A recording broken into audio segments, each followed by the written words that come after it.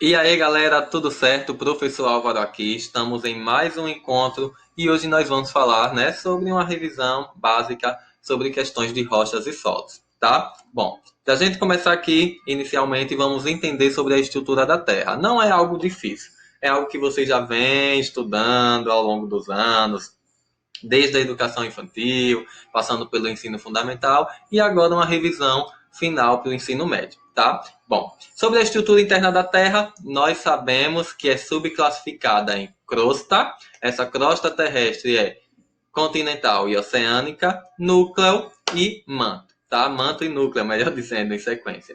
Então, veja só. A litosfera, de um certo modo, pessoal, a gente vai ter uma classificação em cial e cima. O que são isso, gente? O Si de cial e o Si de cima representam silício, tá? Cial, silício e Al de alumínio. E o cima, Si de silício e Ma de magnésio.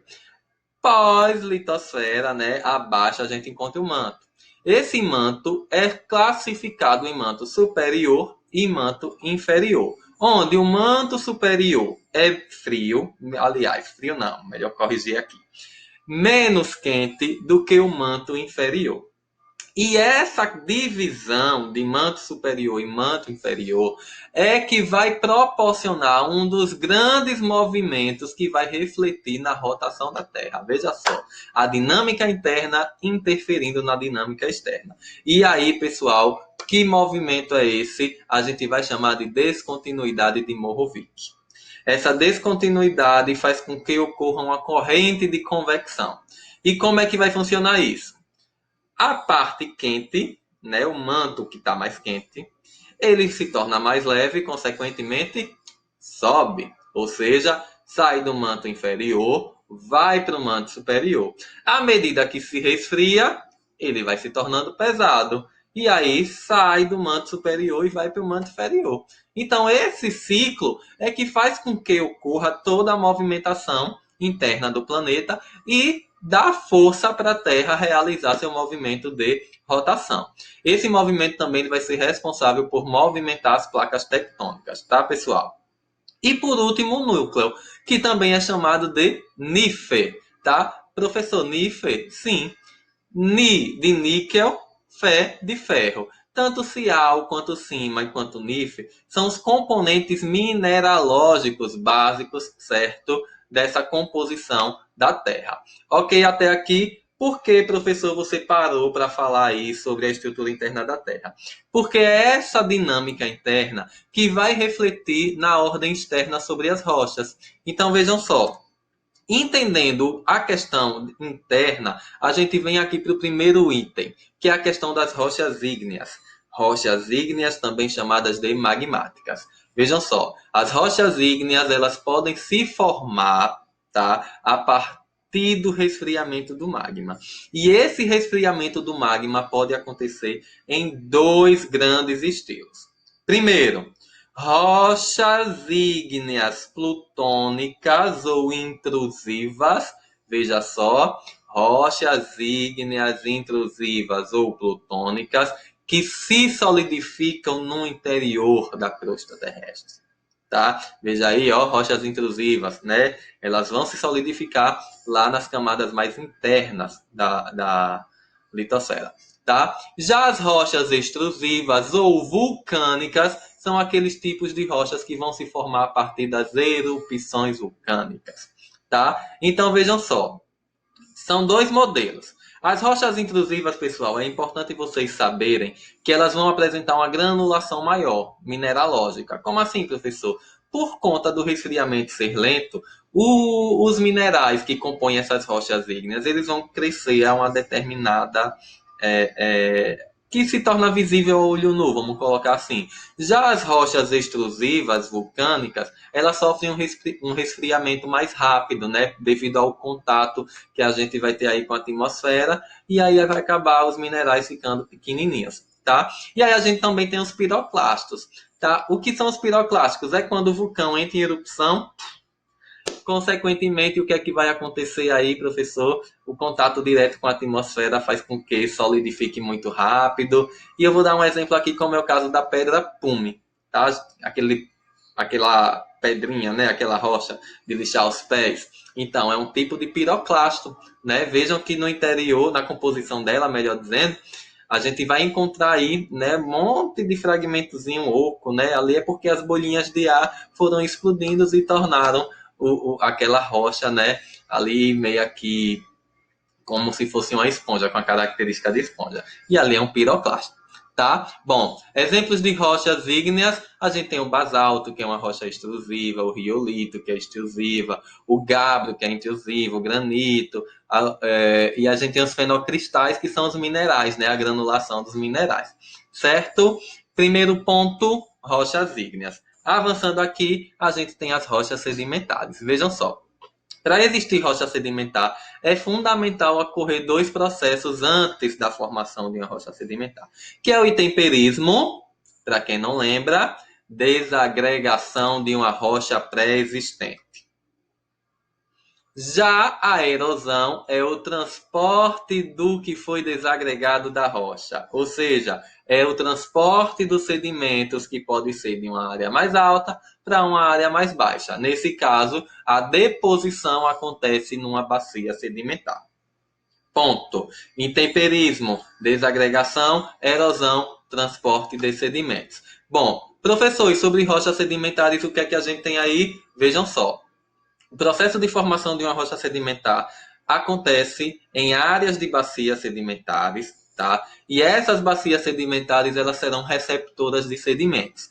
E quais são as etapas? Primeiro ponto, tem que existir a deposição, certo? Essa deposição, ela vai ser marcada primordialmente por conta da erosão, né? A erosão vai transportar o sedimento, coloca o depósito do sedimento. Deposição. Segundo momento, a gente vai ter a litificação. O que é isso, professor? Ó, depositou uma camada, vem a outra, deposita. Vem a outra, deposita. Vem a outra, deposita. E é o que a gente vai chamar de litificação. Camada sobre camada. Terceiro momento, compactação ou diagênese. Perfeito. O que é isso? A gente não tem litificado lá um sobre o outro. A compactação vai, ó, apertar, comprimir todos esses sedimentos para que eles fiquem, né, o mais próximos uns aos outros. E isso acontece porque a gente está falando de estruturas volumosas, né, com uma grande massa, consequentemente, isso tem um peso, né? Então vai compactando, né, o processo de diagênese. E por último, o processo de cimentação. O processo de cimentação só acontece, pessoal, por causa do silt e a argila, né, que vai funcionar aí como uma mistura para enrijecer essa rocha sedimentar, tá? Então, são 4 processos básicos para a formação de uma rocha sedimentar: deposição, litificação, compactação e cimentação. Vamos ver aqui alguns exemplos, né, de rochas sedimentares. A gente tem aí o argilito, calcário conquífero, carvão. Conglomerado é o mais fácil de achar. Quem tem o hábito de ir para rio, né, tomar banho de rio, né, viajar para regiões de rio, consegue achar seixos conglomerados, ó, fácil, porque geralmente ficam nas margens e aí a gente consegue perceber, né, que é uma rocha sedimentar. Avançando aí, temos o arenito, o calcário, a própria areia, né, que é a parte, digamos assim, da intempérica, né, da rocha, e a alite. Ok? Avançando aqui, nós temos outro tipo de rocha, que é a questão agora das rochas metamórficas, né? Rochas que sofreram algum tipo de processo na sua estrutura química, né? Então, essa alteração vai acontecer por 3 fatores, tá? Ou a rocha ela se transformou por conta de fluido, ou seja, água. Ela se transformou por conta de temperatura alta ou baixa, ou por agentes biológicos, tipo assim, a raiz de planta retirou a sua composição química, alterou a composição química da rocha. Então, é isso que caracteriza as rochas metamórficas. E quais são as classificações das rochas metamórficas? Olhem aí na imagem. Primeiro, metamorfismo de impacto, né? Algum agente, né, provocou alguma pressão sobre uma rocha e essa rocha acabou sofrendo algum tipo de alteração na sua estrutura, né? Metamorfismo regional vai acontecer também por alguma questão de pressão, tá? Professor, impacto regional é parecido? Sim, né? Mas o de impacto é geralmente provocado por astros, né? E o regional é pelo próprio sistema litosférico, tá? A pressão que existe por conta de uma cordilheira, né? Por conta de, sei lá, urbanização, as construções foram sendo feitas, né? Aí e a pressão, né, dos edifícios, das casas, dos transportes, acabaram alterando as rochas que estão lá na parte mais, digamos assim, submersas da crosta terrestre, né? A gente tem o metamorfismo regional, né? O metamorfismo de contato, que é provocado aí por temperaturas, tá? E o metamorfismo hidrotermal, que é provocado por água, né? Quantas vezes, né? Não é só, pessoal, por conta do magma aí não, né? Nem no oceano. Quantas vezes a gente não bebe água com gosto de ferro, né? Porque aquela água está dissolvendo os minerais que existem ali naquela rocha pré-existente, causando uma metamorfose na rocha, tá? Então a gente tem essa classificação aí de rochas metamórficas. Bom, e para finalizar aqui a gente vem para os solos, tá? Vejam, para existir um solo é necessário que se exista uma rocha e que essa rocha ela passe por um processo de fragmentação, um processo intempérico contínuo para que todos os seus sedimentos eles comecem a se desintegrar, né, e formando aí o solo. Veja só, inicialmente a gente tem uma rocha em processo de desintegração, no caso a chuva aí está alterando essa rocha, né? E essa rocha vai começar a soltar, virar pó, vamos botar assim, né? Que esse pó é o que vai formar posteriormente o solo, né? Depois vai chegando matéria orgânica, né? Pelo próprio ambiente, né? Folhas, animais vão se decompondo e vão enriquecendo esse solo. Mas o que é importante a gente saber? As questões dos horizontes do solo, pessoal. Quando o solo só tem, digamos assim, areia, vou utilizar esse termo areia, tá? Quando o solo é bem solto, soltinho, que não tem nenhum tipo de rochinha, a gente chama de horizonte A.